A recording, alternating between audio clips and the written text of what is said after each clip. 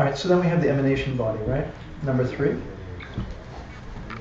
So we said we have the Dharma body, right, which is the emptiness of the being. And then we have the paradise body, and then we have the emanation body. So, millisecond after achieving enlightenment, billions of bodies emanate everywhere, every realm of the planet, instantaneously without any effort, without any thought. It's the nature of an enlightened being. It's just spontaneous. Could be something inanimate, could be an animal, could be a tree, could be a bridge, could be all the people around you in the room. There's, who knows who is an emanation of an enlightened being and who's not, right? In principle, it's, your friends, your enemies. Don't know who's who, right? So. But in reality, you'd have to say that they could be swapping in and out of all those if they're coming from you. So sometimes swapping in and out, sorry. Meaning one day it could be your mum and next week could be the dog, and most of the time it could be no one. If it's coming from you. Could be no one. Well, no one's emanating that. Oh, you mean you're alone? Yeah. Oh, you're saying there's self-existent Buddhas and Bodhisattvas? No, I'm not saying that. That's where I'm That becomes a whole other conversation. Yeah. Which is, if everything is your projection, what is it you're projecting? Right? And then, looking at everything from that frame of reference. But then you get into deeper philosophical debate, an argument around what exists and what doesn't exist. Is it all only mind? Or is there something outside of the mind, or outside of the mind's projections? Right? We only have 15 minutes. I know, I left it, I should have been quiet, I apologize, thank you. Okay, so the physical body of the Buddha. So, enlightened beings can emanate anything, animate or inanimate. Generally trying to help, prod, poke, teach, all around helping and testing, right? And there's no way to know if the person who's the biggest pain in the ass in the world is an enlightened being, or the person who's the sweetest person too is an enlightened being. You have no idea who's an emanation and who's not. It could be everyone in your life is an emanation except you. Could be every existing being, your entire world is emanations of holy beings, and all trying to bring you to paradise. It's kind of a strange thought, right? Last step. You have to be nice to everybody all the time, if you think like that, right? Everyone's your teacher. Yeah. So imagine if you thought of everyone as actually an enlightened being, and you had to treat that way all the time, right? Probably progress pretty fast, I would say. Okay. So, and then the Dharma body, the fourth body of the enlightened being, is the ultimate wisdom of the enlightened being, the omniscience of the enlightened being, right? So, what does it mean to be omniscient? It means that they see everything that ever was, is, or will be, in past, present, and future, in every realm, simultaneously, at every moment. So at every moment they're perceiving every thought of every living being of the past, present, and future, every event of the past, present, and future of every realm and every being, right? So thoughts on all the beings who have ever lived, who ever are living, or have going to be born. So is omniscience the same as omnipotent? No, it's different, right? An omnipotent being controls things and makes you live and makes you die and punishes you and all those things. Omniscience is not the same as that, right? So we don't believe that, right? The function of omniscience is to teach people what's right and wrong so that they can become enlightened, right? That's one of the primary functions of being omniscient is to be able to help all living beings by teaching them how to get enlightened, by pursuing virtue and abandoning negativity, right? So there's a short bit in there about the perfection of giving, what it means to give perfectly. So if I give someone money and it doesn't work out, does that mean that I haven't engaged in giving properly? Like if I give somebody $10 and he goes and buys some Ripple and gets drunk and passes out and gets frostbite, Does that mean I haven't engaged in giving properly? No, that's not the point. I mean, very often we give and the results aren't immediately clear or aren't immediately obvious. So you can do a virtue where you can't see the result in the short term, right? The result isn't immediately obvious. The apparent result's unpredictable. But you can always predict the ultimate result. You know, whatever you put out is what comes back, basically, karmically. So, so in the scripture where they're talking about the perfection of giving, Buddha says something like there are 3 elements in the act of giving and do not see them. There's a line in the scripture, in the Dhammapada Sutra to that effect. So we have to talk about what it means to not see them. When he says do not see them, and then what are the 3 parts of giving that he's talking, in this case giving, what are the 3 parts that the Buddha is talking about? Okay. So first is the person giving the thing. The first of the 3 is the giver, the one giving the thing, right? So what does it mean to not see the person who's giving? I mean, what do you imagine he's talking about? What do you imagine he's suggesting? Like not being attached to the fact that it's you that's giving something. Well, remember we're in the Dhammapada Sutra, talking about emptiness. You don't see it as self-existence? Yeah. Yeah. So he's saying, look, you're there. You're giving. How are you thinking about yourself? How are you seeing yourself? How are you relating to yourself? Right? Are you sitting there going like, I'm John, and I'm a good guy because I got some extra money and I'm giving it to someone and I'm really great, you know? Right? No. When he says do not see the giver, don't see that there's any self-existent giver. Right? That's what he's talking about, right? The emptiness of the element of the giver, right? When you're doing the perfection of giving, right? So, okay, so let's say that you're giving someone a sandwich and you could see this thing and you say like, you know, I'm seeing this as a human arm, but it's really empty. It's empty of being it's empty of being itself. It's empty of self-existently being a human arm.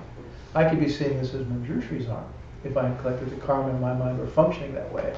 And to think of oneself as being empty during the act of giving is what the sutra is referring to when it says, don't see the giver. Right? Makes sense? So, you could be feeding little pieces of breadcrumbs to the birds in Central Park, and if you're paying attention to the emptiness of the giver while you're doing that, it becomes a very powerful karma, which ripens very quickly into a very powerful result, right? Makes it much, much more powerful. So that's the perfection of giving as opposed to ignorant giving, right? If you're thinking about the emptiness of myself when I'm doing the giving, it becomes much more powerful and it turns ordinary giving into the perfection of giving. Okay. All right. And then what about the person that you're giving it to, or the being that you're giving to? What does it mean to not see them? Well, same thing, right? I see, a drunk, begging for money that I'm going to give a sandwich to, If I had collected different seeds, if my mind were functioning differently, I would be having a different perception. I wouldn't be seeing a smelly drunk. I'd be seeing, glorious shining Tara there that I could be making an offering to, right? Or any holy being for that matter. And so thinking like that when giving is not seeing the recipient, right? Okay? The person to whom you're giving it. All right? If I had better karma, I'd be seeing them as a holy being. If my mind were more pure, I'd be perceiving an enlightened being, right? So that's the emptiness of the person that you're giving something to. And then there's the act of giving, right? And this is also called the 3 spheres, seeing the emptiness of the 3 spheres, the subject, the object, and the interaction. So the act of giving, what is seeing the emptiness of the act of giving? The fact that I'm here, the fact that they're there, the fact that the circumstances have arisen, the fact that this interaction has arisen, the fact that I have something to give and that they are in need, that's not self-existent. That came into being, that was caused, that's manifest, it's a projection of my mind, the simple fact that I even have something to give, the whole thing happened because of my karma. That's the emptiness of the act of giving, right? And so then some scriptures throw in a fourth, so you can see it as 3 or 4, just so that you know. And that's the object that you're giving. Like, $5, like I'm giving this person $5. So, just, if I had better karma, I'd be giving him $100 or $1,000 or whatever it might be. So the same is true of the object. It's not self-existent either. Okay. So, you could sit in the park and feed the birds every day, seeing the emptiness of these 3 or 4 things, and you could collect extremely powerful karma and become enlightened in one lifetime. You see, you become a tantric deity. Right? All right. So everything is a projection. So we got 10 minutes. That's pretty good. Let me talk a little bit about Tantra because Geshe Michael did, and it gives me an opening to talk about it. So, it's very interesting to read in that he was speaking about this in advance of doing their 3-year retreat. I mean, this is from 15 years ago. The original material is from 15 years ago. So this was in advance of the 3-year retreat that they did and the subsequent 7 years of Tantric teaching. So,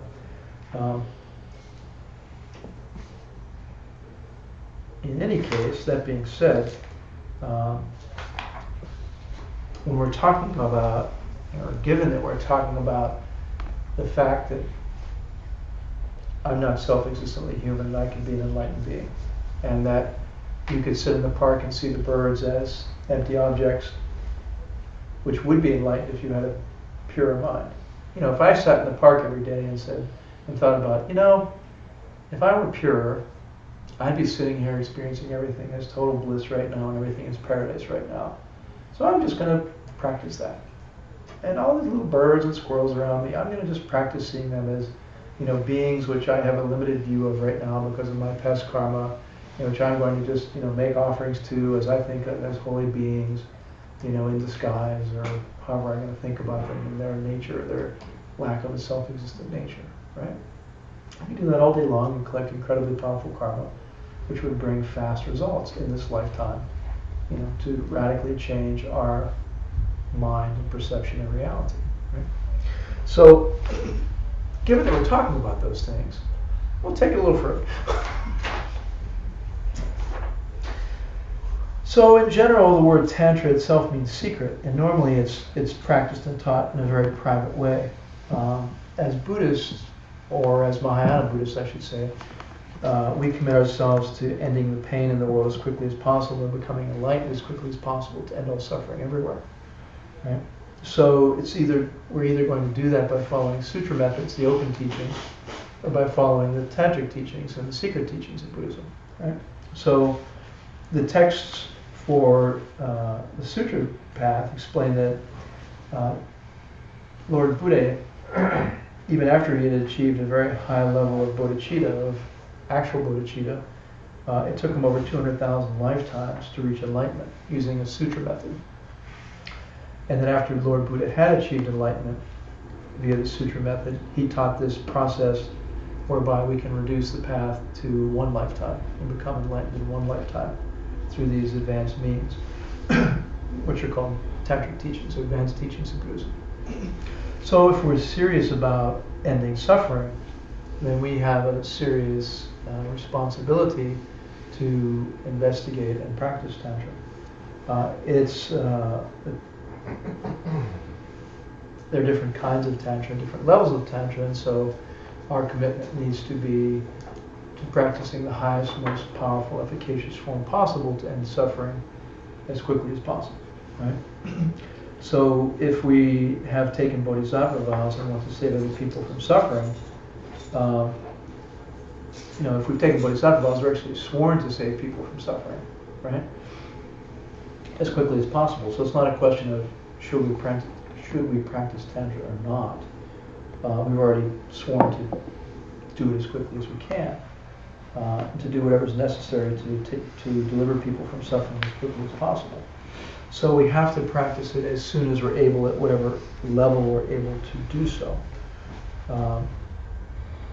So Tantric practice in general divides into four classes of Tantra, and they generally are distinguished by, in the lower forms of Tantra, having a greater dependence upon ritual and outer focus in the lower classes of Tantra. And as you go to the higher classes of Tantra, there's a greater focus upon inner practices.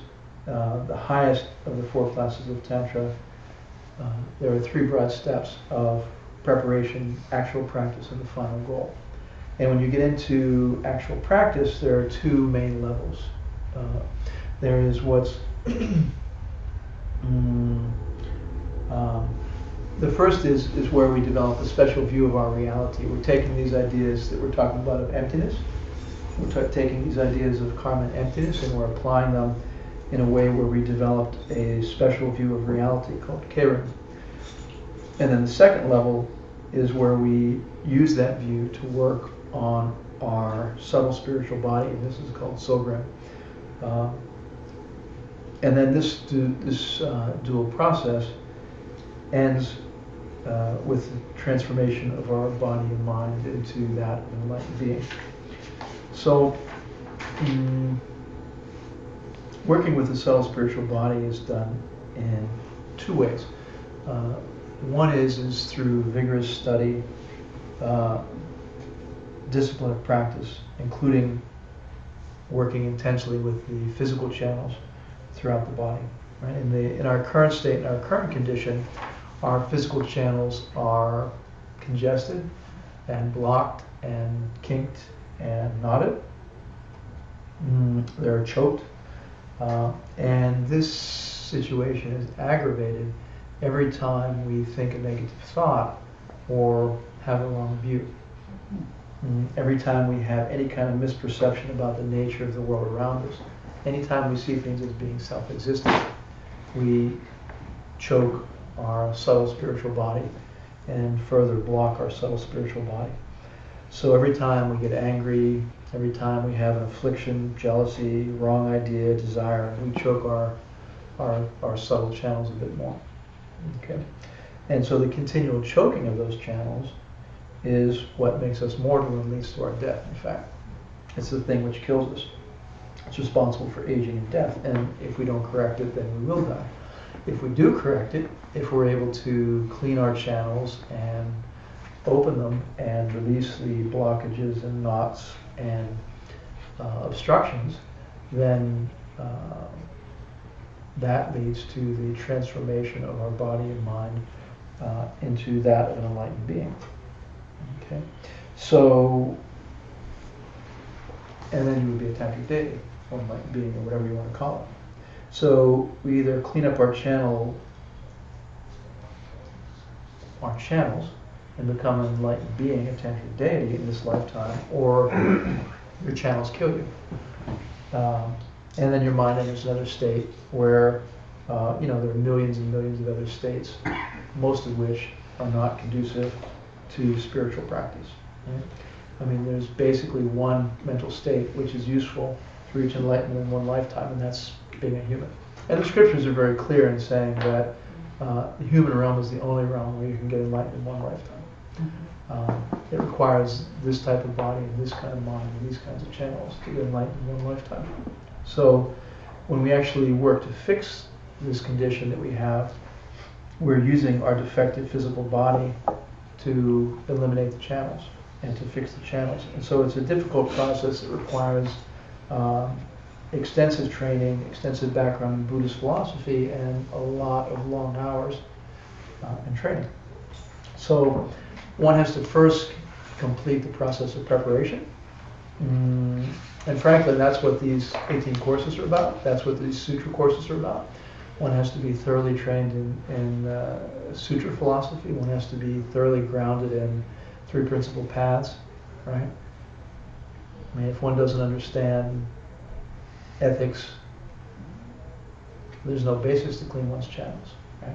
If one isn't pursuing virtue and purity, one can never clean their channels. One can never remove the knots and obstructions and blocks in one's channels, right? I mean, it's just impossible. It's doing the opposite. If one's not pursuing virtue and one's not training oneself in virtue, then one is simply blocking their channels. So anyone who doesn't think that ethics is an essential foundation for highest, most advanced practice is highly ignorant and deluded, right? And so then one also has to obviously be trained in concentration, how to meditate in an advanced fashion, in a subtle way, in a deep way. And one has to be well trained and steeped in wisdom to have a correct view of reality and to apply a correct view of reality, right? So that's why these are the three principal paths, both for Sutra and Tantra. Okay? So, aside from studying and having this full Sutra training and grounding, one has to have a real wish to escape from the sufferings of this life. One has to have a real serious renunciation, right? To try to put an end to the gradual decay of our body and minds and losing everything we've ever worked for in this life, right? We spend our life trying to get things, and in the end, we're torn away from it all, from everyone, right? So there has to be some kind of deep feeling that one is committed to putting a meaningful amount of time and energy into these spiritual practices, more so than the things of the world. If one continues to value the things of the world, the activities of the world, and the pursuits of the world, more than spiritual realizations and attainments, then you'll have the former, not the latter, simply. Right? Perhaps you'll have the former, but certainly not the latter. More precisely, right? So there are thousands and thousands of states of consciousness, which are obvious to us, and there are millions of states of consciousness which are not obvious to us. And we can be thrown into any of them. And most of those states of consciousness are simple chaos and terror and don't function. They're actually completely, they're realms where nothing works, where fluids are not movable, where air isn't a gas, where things just don't make any sense. Tremendous numbers of realms like that. So we can't practice Tantra and we can't reach total happiness in any state of mind other than the one that we're currently in. And we will lose it, and we must lose it, unless we're practicing seriously. Okay? So we have this window of opportunity where we have intelligence and we have attraction to holy things. And it's extremely rare. If we look at all the people in the world, very, very small percentage of all the human beings in the world are attracted to holy things. Right? And the vast majority don't have a highly trained, refined sense of intelligence either. Right?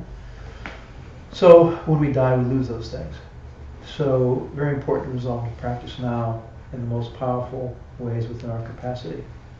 And if we succeed in that practice, then we have the capacity to bring thousands or countless numbers of beings from suffering to the end of suffering. Yay! Yeah.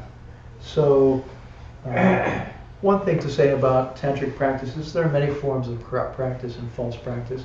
Most of the New Age interpretations and quickie courses are simple corruptions and have nothing to do with the advanced teachings of Buddhism. There are public forms of Tantric initiations given by high masters like His Holiness the Dalai Lama, typically to plant seeds and to provide general information to the public. Perhaps to set them on the path for a future life by planting seeds for advanced practice. But secret empowerments and practices are typically transmitted privately to proven disciples by extraordinary beings known as Tantric masters. Tantric master is extremely rare and hard to find. And success of Tantric practice depends solely on the proper guidance of a qualified Tantric master. Impossible to complete a Tantric path and succeed in a Tantric path without a qualified Tantric master. These are beings who started out like us and are now at a completely different level of reality. Their level, the level of reality at which they perceive and live and exist is radically different from ours. It's like us and an ant. It would be like the difference between us and an ant is the difference between us and them. The difference of their understanding and wisdom and spiritual insight, right? So they're literally on a higher evolutionary plane, and we have to get used to the idea that they're radically different beings than we are. and not even in the same class of being as we are, really. And making contact with them and learning from them and having them lead us to ultimate happiness is very much like an ant trying to learn from a human, or an ant trying to follow a human. It's very hard to do it, very hard to relate at times, and very hard to see what their intention is and what their meaning is. I mean, if you ever try to have like a little insect that you're trying to get to go somewhere, they just freak out, right? I mean, you take a little piece of something and you try to shoot them over and they just go nuts, right? They think you're trying to destroy them or trying to hurt them, or they don't know what's going on or what the hell is all this about. Or same thing with us, the Tantric Master. You know, they see high, hidden, profound things that we have no idea about, whether it be future lives or, you know, whatever it could be, right? So, you know, you read stories of Marpa or Milarepa or whatever, you know, finding a Tantric Master is very rare and very difficult, very trying experience. Very difficult to have that relationship. And it's hard to try to do the right thing and to always see them as holy when they're doing things that may not make sense or which freak you out or which you don't understand, right? So it's difficult. It's a difficult relationship and difficult task.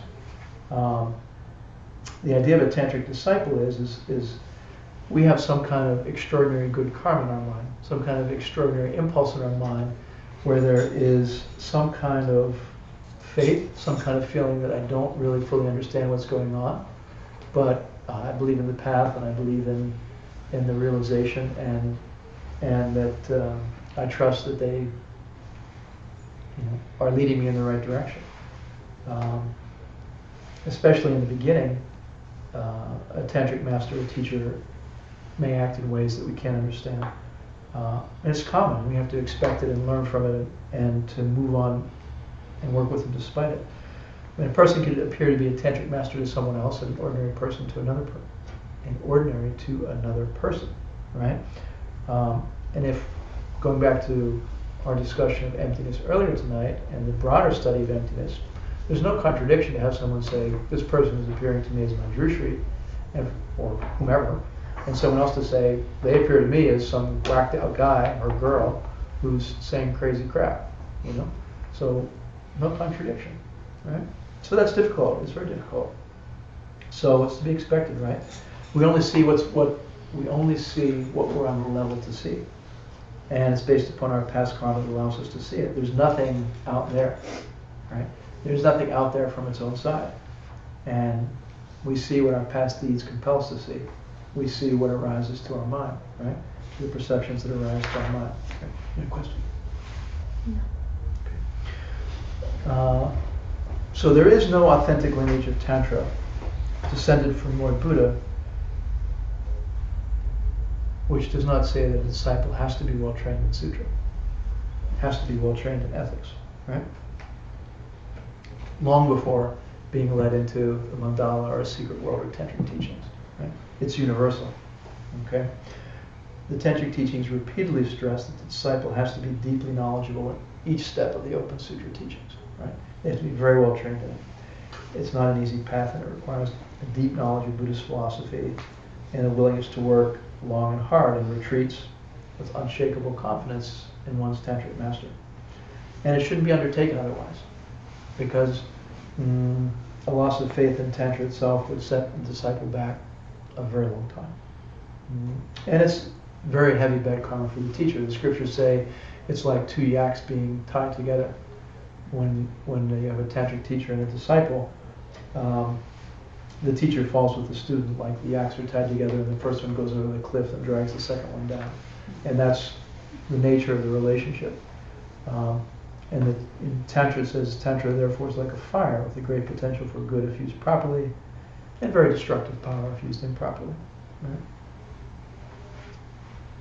In Tibet, it was a custom for monks to have to complete their Halampikeshe before they could enter the Tantric college.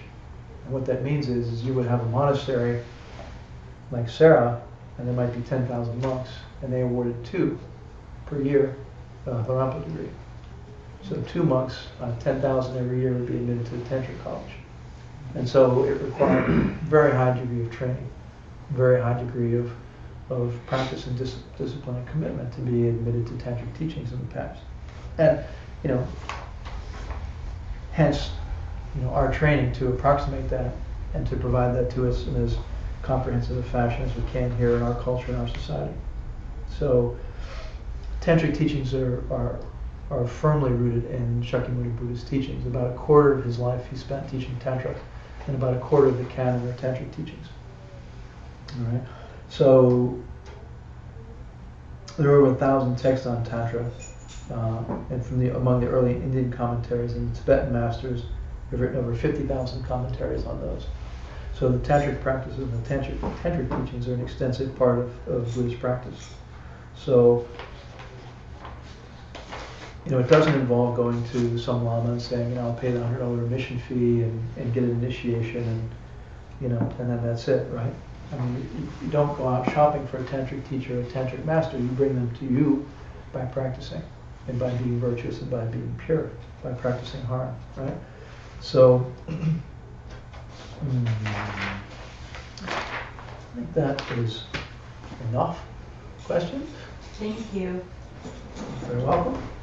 Nice to be here. See you next week.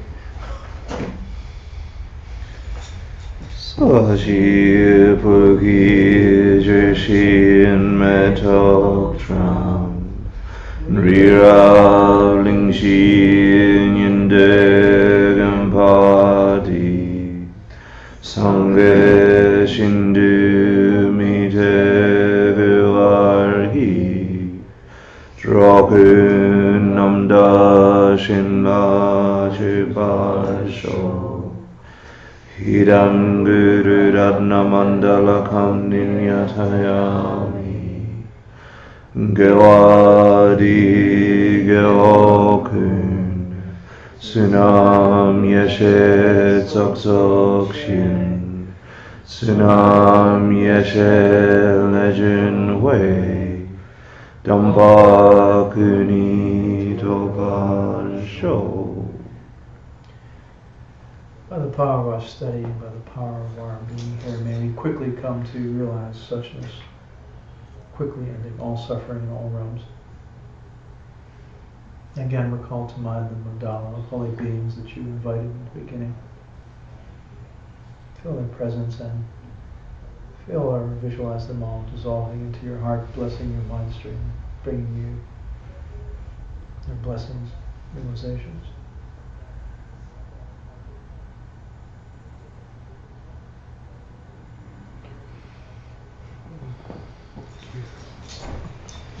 Thank you. Thank you, John. Pleasure.